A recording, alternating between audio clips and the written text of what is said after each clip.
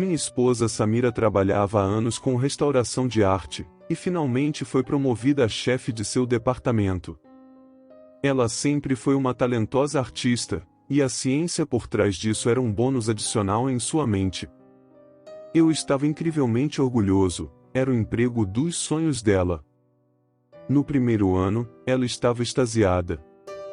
Mesmo quando trabalhava 60 horas por semana, mesmo enquanto restaurava peças famosas de arte, ou peças tão antigas que qualquer erro, ou má interpretação significaria literalmente destruir a história. Palavras dela, não minhas, ela estava verdadeiramente feliz. Durante sua carreira, desenvolvemos uma tradição, eu a encontrava no museu para o almoço, e ela exaltava seu trabalho. Se ela pudesse tirar uma foto com segurança sem flash, é claro, ela me assegurava do que estava fazendo, ela me mostrava com orgulho. Mas há um mês, algo mudou. Notei isso pela primeira vez nos olhos enquanto jantávamos. Ela olhou para longe, com uma expressão indecifrável no rosto. Ela parecia mais exausta do que eu a tinha visto em muito tempo. Então, em que você está trabalhando? Tentei romper o silêncio. Normalmente, ela fornecia informações livremente com entusiasmo, mas ela tinha ficado quieta sobre este projeto, quase evasiva. Seu rosto finalmente se iluminou, retrato cego. Balancei a cabeça e perguntei se ela poderia me mostrar. Pela primeira vez, ela me disse que não, mas talvez eu reconhecesse quando ela terminasse. Você vai adorar quando ver, ela respondeu com malícia. Ela me informou que não era uma das peças deles. Era de outro museu prestigioso, e ela estava ajudando na restauração depois que a própria equipe deles tentou, mas não conseguiu terminá-la. Não do jeito que ela merecia, acrescentou. Eles haviam falhado. A forma como ela descrevia a peça era cheia de carinho, e eu conseguia entender por que ela estava dedicando tantas horas a ela. Mas não demorou muito para que ela começasse a mudar. As horas já exaustivas dela se transformaram em praticamente viver no museu. Quando eu ia encontrá-la para o almoço, ela me ignorava, se isolava no laboratório até que eu desistisse e voltasse ao trabalho. Dias se passavam sem que eu a visse, mas nas vezes em que a via, podia perceber que algo estava a corroer por dentro. Ela parecia exausta, seus olhos, que costumavam ser da cor de mel com tons de verde, azul e marrom, eles foram a primeira coisa que notei nela quando a conheci, começaram a perder o brilho, ficaram avermelhados, como se estivessem se recolhendo para dentro de sua cabeça. Estavam cercados de olheiras escuras, e eu juraria que ela estava até perdendo o cabelo por causa disso. Durante a semana seguinte, devo ter perguntado a ela 1000 vezes como ela estava, porque parecia que o pânico estava estampado em seu rosto, mas ela nunca respondia. Finalmente, ela compartilhou comigo a fonte de seu estresse. Dizem que não estou indo rápido o suficiente. Não estou dedicando o bastante. Nunca é o bastante, ela olhou para mim, seus olhos vermelhos, mas sem lágrimas, como se já tivesse chorado por horas e não tivesse mais nada. Precisa estar pronto. Precisa ser visto, mas estou ficando sem suprimentos, ela acrescentou depois de me estudar por um longo momento, de uma forma que me deixou estranhamente desconfortável. Fiquei extremamente irritado com o empregador dela em nome dela. Samira sempre foi uma das trabalhadoras mais dedicadas que já conheci. E não digo isso só porque ela é minha esposa. Ela se dedica a cada obra de arte que restaura, e eu nunca tinha ouvido falar deles tentando apressá-la tanto antes. Na manhã seguinte, acordei coberto por uma série de pequenos, mais profundos cortes, as folhas salpicadas de sangue seco, uma pequena mais nítida impressão de mão ensanguentada na porta do quarto. Pouco depois, ela trouxe a peça para casa, algo que eu sabia que ela não era autorizada a fazer. Aprendi o suficiente com seus anos de trabalho para saber que, dependendo do meio, as obras só deveriam ser expostas a certos tipos de luz, ambientes e temperaturas. Ela sempre tratou as obras de arte com muito amor e respeito, então, quando a vi caminhando em direção ao nosso antigo e sujo galpão com a peça apertada contra o peito, envolta em um lençol sujo, soube que algo estava muito errado. Na tarde seguinte, saí mais cedo do trabalho. Esperava ter uma conversa séria com ela naquela noite, planejava fazer alguns projetos pela casa enquanto pensava no que diria. Liguei a luz da garagem e dei um salto. Ela estava parada ali na escuridão, imóvel, mesmo que devesse estar no trabalho. Querida, você está se sentindo bem? Você veio para casa doente? Onde está o serrote? Ela falou como se não tivesse me ouvido, sua voz tensa, quase como se tivesse estado gritando por horas a fio. Se eu não tivesse visto ela pronunciar as palavras, nunca teria imaginado que aquele som poderia sair de sua boca. Fiquei tão surpreso que meus pensamentos de alguma intervenção foram esquecidos. Qual? Ela olhou para a mão em silêncio por um longo momento, flexionou os dedos. Serra circular, ela rosnou. Você quer ajuda? Ela segurou a serra nos braços, virou-se e saiu sem me responder. Ela ficou lá embaixo o dia inteiro, eu conseguia ouvir a lâminas unindo enquanto ela lutava para cortar algum material resistente, mesmo de dentro de casa. Finalmente, ela apareceu no jantar naquela noite, mas estava pálida e andava cambaleando, sua mão direita envolta em espessos curativos. Senti-me mal, e culpado, ao ver o sangue manchando o curativo. Ela se recusou a me deixar ver sua lesão e gritou violentamente comigo quando disse que precisávamos ir para o pronto-socorro.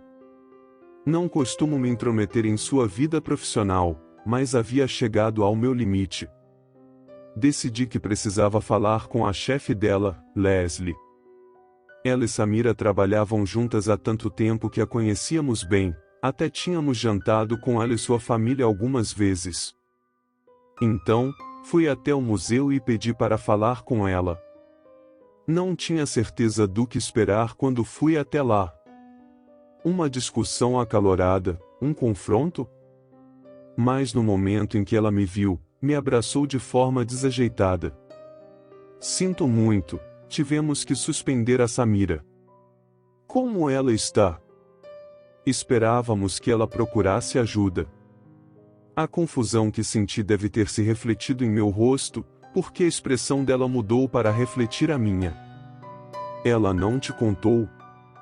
Apenas balancei a cabeça de forma pasma, completamente desorientado pelos acontecimentos. Samira, ela passou todos os momentos trabalhando naquela pintura horrível, nem temos certeza de onde veio. Não é uma de nossas obras. Ela disse que era de algum outro museu em que vocês estavam ajudando? Tentei pronunciar algumas vezes antes de finalmente desistir. Ela franzia a testa. Não estamos associados a ninguém no momento, temos muito trabalho próprio para assumir o de outra pessoa. Foi por isso que tivemos que colocá-la de licença. Sim, ela estava negligenciando seu trabalho aqui, mas o que nos preocupava era o efeito que teve sobre ela. Aquela peça era repugnante. Eu não digo isso com frequência, mas aquilo não era arte. A arte, a arte tem alma, algo a oferecer. Aquela peça não tinha nada a oferecer, ela só queria levar. Dirigi para casa, furioso e perplexo que minha esposa, normalmente tão honesta ao extremo, estava mentindo para mim há semanas. Chamei gentilmente por Samira, mas ela não estava em casa. Me aproximei de nosso galpão de armazenamento transformado em oficina para verificar, mas ela também não estava lá. Me aproximei da pintura. Ela não fez nenhum esforço para esconder o que estava fazendo, era como se nem mesmo achasse que estava errado. Por onde começar? A pintura em si era uma atrocidade. Eu pesquisei retrato cego, já que ela se recusava a me mostrar. Após seu comportamento preocupante, senti que precisava saber no que ela estava trabalhando. Não encontrei nenhuma peça específica com esse nome, Em vez disso, um retrato cego era exatamente o que soava, um desenho feito pelo artista sem olhar, talvez como um exercício criativo ou para praticar fundamentos. Mas não, a pintura em que minha esposa estava trabalhando era impecável. Alguém claramente a havia criado com toda a visão e atenção, estava maravilhosamente desenhada até nos menores detalhes. Não sou um especialista, mas a suavidade, a forma como as cores se mesclavam, o detalhe das roupas e cabelo contra um fundo de vermelhos ondulantes, era cativante. Não sou um especialista, mas senti que teria sido uma obra-prima se não fosse tão perturbadora. O sujeito, uma mulher, era linda, ou melhor, teria sido, se a carne acima dos dentes expostos não estivesse rasgada de tal maneira que quase se assemelhava a um sorriso cruel no lábio superior. Os dentes, a fileira superior, já que a mandíbula inferior estava totalmente ausente, um branco vívido contra o fundo que era tão detalhado, tão realista, raízes e tudo, que pareciam que eu poderia alcançá-los e os tocar. Percebi por que o retrato se chamava Cego. A jovem mulher não tinha olhos, em vez disso, apenas buracos escuros em seu crânio onde deveriam estar.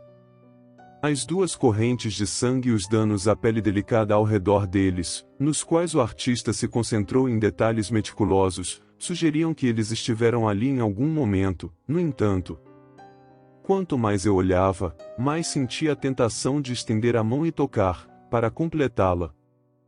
Senti-me avançando em direção a ela, arranhando minha pele, estendendo a mão em direção aos meus olhos. Ela ficaria tão incrível com um par dos seus próprios. O que finalmente me trouxe de volta à realidade foi quando me aproximei o suficiente para sentir o cheiro. Era tão avassalador que meus olhos começaram a lacrimejar intensamente, quebrando meu contato visual com a pintura. Não pude deixar de engasgar quando percebi como exatamente Samira estava restaurando a pintura. Os tons de vermelho do fundo atrás da mulher tinham odor de cobre e um leve cheiro de sangue antigo misturado com tinta. Pedaços longos de osso branco com marcas de corte haviam sido adicionados de maneira descuidada para preencher as partes em falta da moldura. Os dentes, havia uma razão pela qual pareciam tão realistas. Raízes expostas colocadas com carinho, preenchendo onde deveriam estar os da mulher. Samira tinha me mostrado um sorriso estranho, mas perfeito apenas na noite anterior. Eu me perguntava quantos outros haviam tentado restaurar a pintura. O que exatamente ela queria dizer quando disse que eles fracassaram?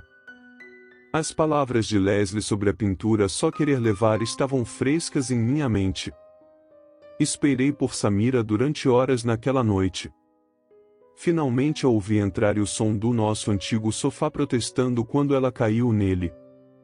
Querida, sussurrei cautelosamente. Precisamos conversar. Ela me ignorou, com as costas viradas, e eventualmente subi de volta às escadas. Eu nunca deveria tê-la deixado. Deveria ter tentado com mais afinco conseguir ajuda para ela. Ela havia sumido novamente de manhã. A procurei pela casa antes de finalmente encontrá-la de pé em um canto sombrio do galpão escuro. Ela estava pintando o que parecia ser rostos turbulentos e grosseiramente desenhados com os dedos. Mesmo na luz escassa, eu podia perceber o que estava usando como tinta.